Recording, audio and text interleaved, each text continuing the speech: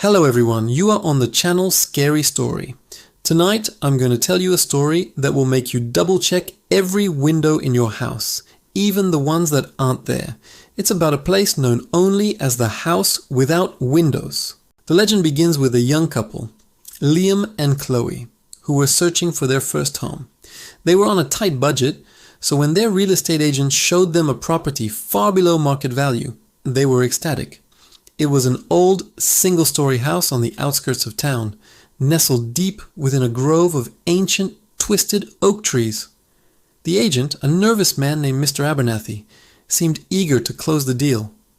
"It's a bit of a fixer-upper," he'd said, avoiding their eyes, "but the structure is solid." As Liam and Chloe walked up the overgrown path, they noticed the first oddity.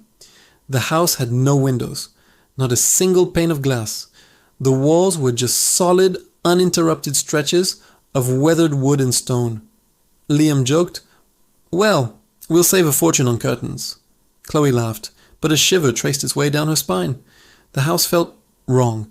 It seemed to absorb the sunlight, creating an unnerving pocket of shadow around it. Inside, the air was thick and musty, smelling of damp earth and something else. Something faintly sweet, like decaying flowers. The layout was a confusing labyrinth of narrow hallways and oddly shaped rooms. Light fixtures hung from the ceilings, their bulbs coated in a thick layer of dust. Mr. Abernathy flicked a switch, and a few of them sputtered to life, casting a sickly yellow glow that did little to chase away the oppressive gloom. "Unique architecture," he mumbled, wiping sweat from his brow. Despite their unease, the price was too good to pass up. They signed the papers that very afternoon. As they left, Mr. Abernathy handed them a single, ornate iron key. "Don't lose this," he warned, his voice barely a whisper. "And whatever you do, never spend a night here without making sure all the doors are locked from the inside." His words were strange, but they dismissed them as the ramblings of an eccentric old man. Their first day of moving in was exhausting.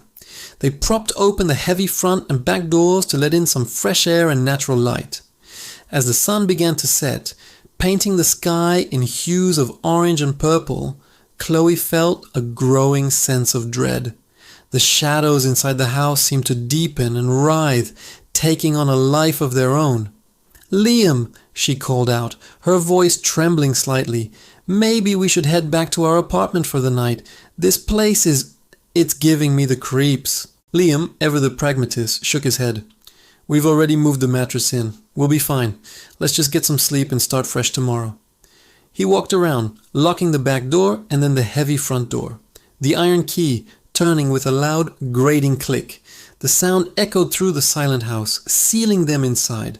They set up a temporary bed in what they assumed was the main living area. The silence was absolute, a heavy blanket that smothered all sound. Chloe couldn't sleep. Every creak of the old house made her jump. She kept staring into the inky blackness of the hallways, her imagination running wild. She felt as though unseen eyes were watching her from the darkness. Around midnight, she heard it, a soft rhythmic tapping. Tap, tap, tap. It wasn't coming from the doors or the roof. It sounded like it was coming from inside the walls. She nudged Liam awake. "Did you hear that?" she whispered. He listened, his eyes wide in the dark. The tapping continued, slow and deliberate. It seemed to be moving, circling the room they were in. Then a new sound joined the tapping, a faint scratching like fingernails dragging slowly across drywall. It was coming from all around them, from within the very walls that enclosed them. Panic began to set in. Liam grabbed the flashlight from his phone, its beam cutting a shaky path through the darkness. He pointed it at the wall where the sound was loudest. There was nothing there, just old, faded wallpaper. But the scratching grew louder, more frantic. Suddenly a voice whispered from the wall, right next to Chloe's ear. It was a dry, raspy sound, like dead leaves skittering across pavement. "Let us see," it hissed. Chloe screamed, scrambling away from the wall. The voice was followed by another, and then another, a chorus of whispers echoing from every direction. "Let us see the sun," they pleaded. "Let us out." The scratching intensified, turning into a desperate clawing. The wallpaper began to bulge and tear.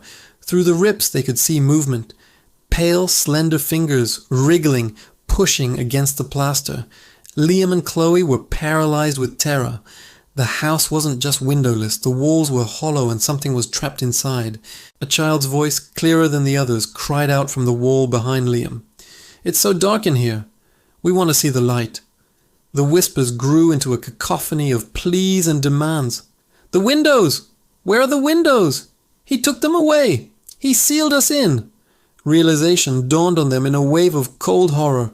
The house wasn't built without windows. The windows had been walled up, sealed from the outside, trapping people, spirits, the former inhabitants of this cursed place. Liam grabbed Chloe's hand, pulling her toward the front door. "We have to get out of here, now!" He fumbled with the iron key, his hands shaking so badly he could barely fit it into the lock. The clawing in the walls grew more frenzied, the wood groaning under the pressure. Chunks of plaster fell to the floor, revealing glimpses of pale, spectral faces with hollow eyes, their mouths open in silent screams. The key finally turned. Liam wrenched the door open and they stumbled out into the night, gasping for the cool, clean air. They didn't stop running until the house without windows was a distant, dark shape against the moonlit sky. They never went back. They left everything behind, their furniture, their clothes, their hopes for a new home. The next day, they went to the town's historical society. An old clerk, after hearing their frantic story, nodded grimly. He pulled out a dusty ledger and pointed to an entry from over a century ago. It described a man who lived in that very house, a man who, driven by a paranoid delusion that sunlight was poison, had sealed every window of his home with brick and mortar, entombing his entire family inside with him. They were never seen again. The whispers Liam and Chloe heard were the trapped souls of that family, forever yearning for a single ray of light, forever clawing at the walls of their lightless prison.